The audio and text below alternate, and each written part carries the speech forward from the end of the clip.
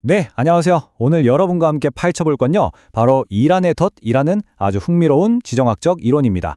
이게 뭐냐면 세계 최강대국 미국이 만약 이란이랑 전쟁을 하게 되면 어떻게 스스로판 함정에 빠져서 패배할 수도 있다. 뭐 이런 얘기인데요. 그 충격적인 시나리오 지금부터 한번 같이 따라가 보시죠. 자, 그럼 바로 본론으로 들어가 볼까요? 아니, 상식적으로 말이 되나요? 세계에서 제일 강력한 군대가 그 어마어마한 기술이랑 화력을 다 가지고 있으면서 어떻게 마치 누가 짜놓기라도 한 것처럼 함정 속으로 제 발로 걸어 들어갈 수 있을까요? 바로 이게 오늘 우리가 풀어봐야 할 핵심 질문입니다. 자, 우리 한번 같이 상상해 봅시다. 시간은 2027년 3월이에요. 트럼프가 다시 대통령이 돼서 이란 자유작전을 선포하는 거죠. 양옆에는 또 이스라엘이랑 사우디아라비아, 아주 든든한 파트너들이 딱 버티고 있고요. 그리고 뭐 작전이 시작되자마자 미 해군 항모가 바다를 싹 장악하고 공군은 하늘을 완전히 덮어버립니다. 그리고 마침내 10만 대군이 테헤란을 목표로 이란 남부에 상륙하는 거죠. 와, 겉으로 보기에는 진짜 모든 게 완벽하잖아요? 이건 뭐 시작부터 그냥 압도적인 군사작전 그 자체로 보입니다. 그런데 말이죠. 바로 이 지점에서 이 이론이 정말 충격적인 반전을 딱 던집니다. 모두가 미국의 압도적인 승리를 예상하는 바로 그 순간. 사실 전쟁은 이미 끝났다는 거예요. 그리고 그 승자가 미국이 아니라는 겁니다. 네, 미국은 이미 이 시점에서 함정에 빠져서 패배했다. 바로 이 얘기입니다. 아니, 이게 도대체 어떻게 가능한 얘기일까요? 자, 지금부터 그 함정이라는 게 도대체 어떻게 생겨먹은 건지 그 속을 한번 제대로 들여다보겠습니다. 눈부신 승리처럼 보이는 게 어떻게 사실은 치명적인 패배로 가는 첫걸음이 되는지 그 구조를 한번 낱낱이 파헤쳐보죠. 보통 우리가 생각하는 전쟁에서 이기려면 뭐 아주 기본적인 원칙 세 가지가 있잖아요. 일단 병력을 압도적으로 많이 모아서 적을 찍어 눌러야 하고요. 둘째, 절대로 포위당하면 안 되겠죠. 구립되면 큰일 나니까요.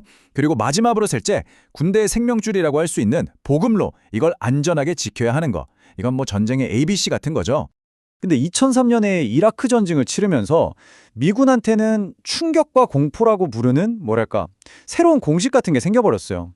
이게 뭐냐면 하늘을 그냥 꽉 잡는 제공권, 그리고 온갖 첨단 기술, 여기에다가 최정예 특수부대 몇 팀만 있으면 굳이 막 수십만 명씩 땅에 보낼 필요도 없고 국민들 지지가 좀 없어도 전쟁을 아주 빠르고 깔끔하게 이길 수 있다.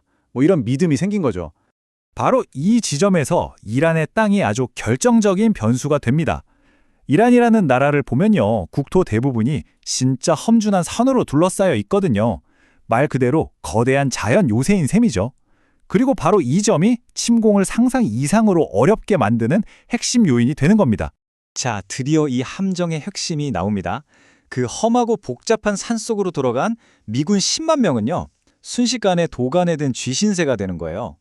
보급품을 실어 나르는 비행기나 헬기는 산 곳곳에 숨어있는 이란군한테 그냥 좋은 먹잇감이 될 거고요. 결국 보급선은 완전히 끊겨버리겠죠. 여기서 진짜 골치 아픈 딜레마가 생기는 겁니다. 생각해보세요. 10만 명이라는 병력은 인구 9천만짜리 나라를 정복하기에는 택도 없이 부족하잖아요. 근데 반대로 포위된 이 10만 명을 구출하기에는 또 너무 많은 숫자예요. 결국 이 최정예 군인들은 싸우는 전사가 아니라 그냥 꼼짝없이 갇힌 인질이 되어버리는 겁니다. 이게 바로 함정의 실체죠. 물론 이 침공 계획에는 아주 중요한 가정이 하나 깔려 있긴 합니다.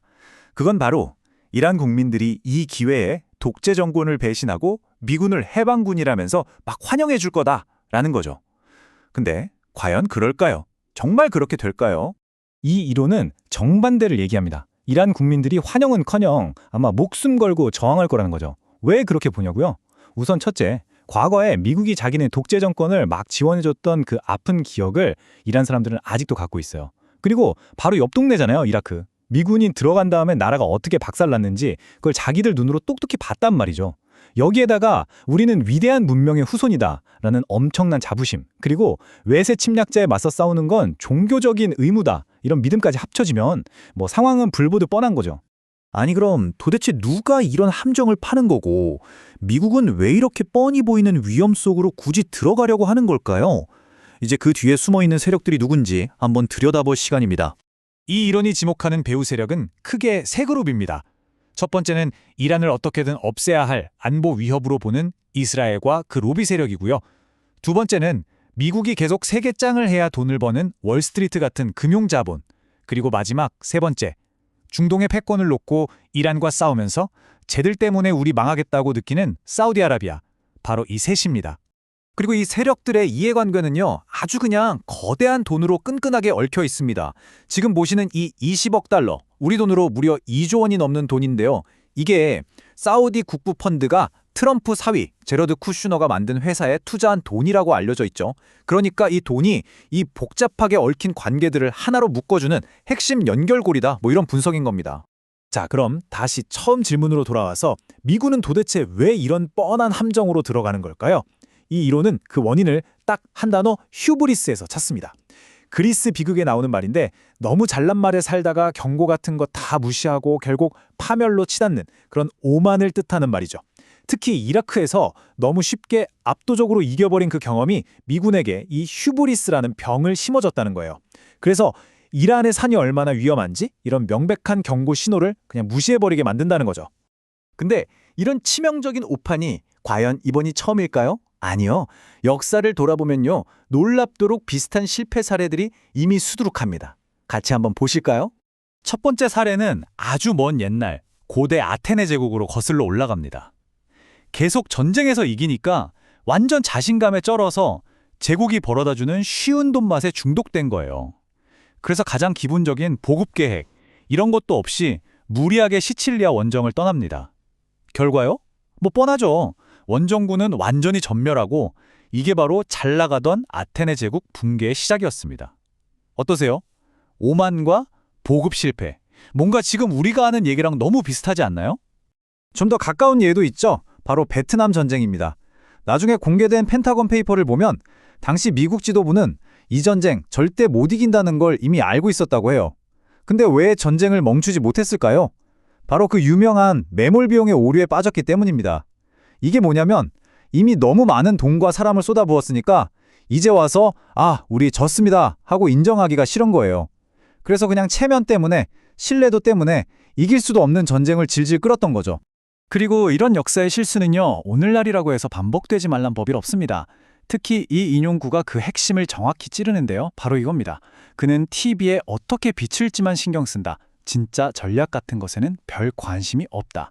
그러니까 진짜 이기는 전략이 뭐냐보다 지금 당장 대중들 눈에 어떻게 보이느냐, 이게 더 중요해지는 순간 재앙은 시작된다. 뭐 이런 섬뜩한 경고인 셈이죠. 자, 이제 이 이론이 그리는 시나리오의 가장 극적이고 또 가장 위험한 마지막 단계로 넘어가 보겠습니다. 바로 이 이란의 덫이라는 함정의 최종 단계죠. 핵무기를 둘러싼 그야말로 체크메이트 상황입니다. 자, 한번 생각해 보세요. 지금 미군 10만 명이 이란 산골짜기에서 꼼짝없이 인질처럼 잡혀 있어요. 이런 상황에서 미국이 과연 가만히 있을까요? 자기들이 가진 최후의 카드, 그러니까 핵무기를 꺼내들지 않을까요? 이 이론이 그리는 시나리오는 정말 숨이 턱 막힐 정도입니다. 자, 먼저 트럼프가 우리 군인들 당장 풀어주지 않으면 핵을 쏠 수도 있다고 위협을 하겠죠. 그런데 바로 그 순간 갑자기 러시아가 끼어드는 겁니다. 그러면서 전 세계를 향해 선언하죠. 지금부터 누구든 핵을 쓰는 놈이 있으면 우리가 가만 안 둔다. 바로 보복하겠다. 이 한 방으로 어떻게 될까요? 미국의 가장 강력한 카드였던 핵무기가 그냥 무용지물이 되어버리는 겁니다. 이러지도 저러지도 못하는 체스에서 말하는 완벽한 체크메이트 상태에 빠져버리는 거죠. 결국 이 함정이 노리는 최종 결과는 바로 이겁니다. 미국은 또다시 매몰 비용의 오류에 빠져서 패배를 인정하지 못할 거고요. 그런데 전쟁을 계속하자니 이젠 군수품을 만들어낼 공장도 부족해요. 결국 이길 수도 없는 전쟁에 국력을 끝도 없이 쏟아붓는 거대한 블랙홀에 갇혀버린다. 이게 이 시나리오의 결말입니다. 자, 여러분은 어떻게 생각하시나요? 이게 정말 일어날 수도 있는 그럴듯한 예측일까요? 아니면 그냥 소설 같은 전략적 판타지일까요? 오늘 우리가 함께 살펴본 이 이란의 덫이라는 이론은 어쩌면 미래에 대한 아주 섬뜩한 경고와 함께 바로 이 질문을 우리에게 던지고 있습니다. 그리고 그 답을 고민해보는 건 이제 우리 모두의 몫이겠죠.